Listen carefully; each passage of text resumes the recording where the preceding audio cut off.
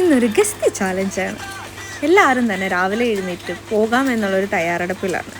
തക്കു ഒന്ന് എഴുന്നേറ്റിട്ട് വേണം എല്ലാ കാര്യങ്ങളും ഒന്ന് ചെയ്യാമെന്ന് വിചാരിക്കുന്നു. പെരുമഴയെന്ന് പറഞ്ഞു, അത്രയ്ക്ക് മഴ.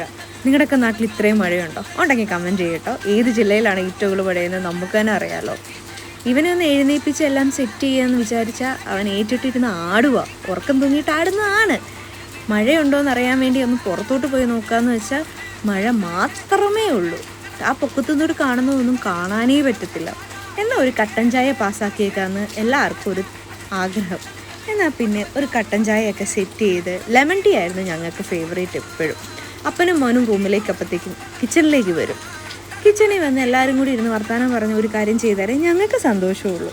മീൻസ് ഒരാൾ മാത്രമായിട്ട് കിച്ചണിൽ കഷ്ടപ്പെടുന്നതിനോട് എനിക്കും താല്പര്യമില്ല, അപ്പേട്ടനും താല്പര്യമില്ല.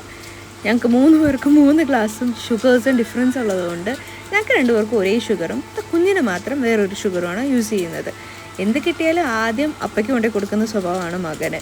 അവരാദ്യമേ ലേസ് എന്നുള്ള രീതിക്കാണ്. ലേസ് മാറ്റി നമുക്ക് പഴംപൊരി ചിപ്സ് കഴിക്കാം. ബെസ്റ്റ് ബേക്കറിലെ ബെസ്റ്റ് ചിപ്സാണിത്. എന്നാൽ പിന്നെ ചായ എന്തെങ്കിലും കാണിച്ച് കുടിപ്പിക്കാം എന്നുള്ളൊരു ധാരണയിലുമായിരുന്നു. ഇതാണ് ഞങ്ങളുടെ ലൈഫ് റൊട്ടീൻസ്. ഞങ്ങൾക്ക് എപ്പോൾ കഴിക്കണമെങ്കിലും വീട്ടിലെല്ലാവരും ഒരുമിച്ചുണ്ടെങ്കിൽ ഞങ്ങൾക്ക് ഈ ടേബിളിൽ വന്നിരുന്ന് കഴിച്ചാലേ പറ്റും.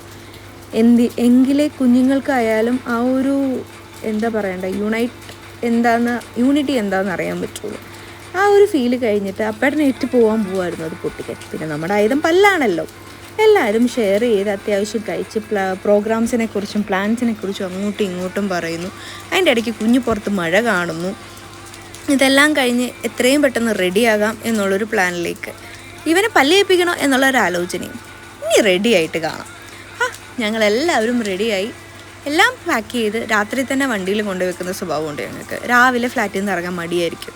ഇതായിരുന്നു ഞങ്ങളുടെ ഗെറ്റപ്പ്. ഇറങ്ങിയപ്പോഴോ ഇതിലും കൂടുതൽ മഴ പെയ്യാൻ സാധ്യതയുണ്ടോ എന്ന് തോന്നി. അത് കഴിഞ്ഞപ്പോഴാണ് അറിഞ്ഞത് യെല്ലോ അലേർട്ടാണെന്ന്. കുഞ്ഞിനെ കിടത്താൻ വേണ്ടി മാത്രമായിട്ട് ഞങ്ങൾക്കുള്ളൊരു സ്ഥലമാണ് ബാക്ക് സീറ്റ്. അവനുള്ള പില്ലോയും അവൻ്റെ 2 ബേബീസും. അപ്പേട്ടൻ കത്തിച്ചാണ് പോകുന്നത്. ഈ സ്ഥലം എവിടെയാണെന്ന് നിങ്ങൾക്കറിയാവോ?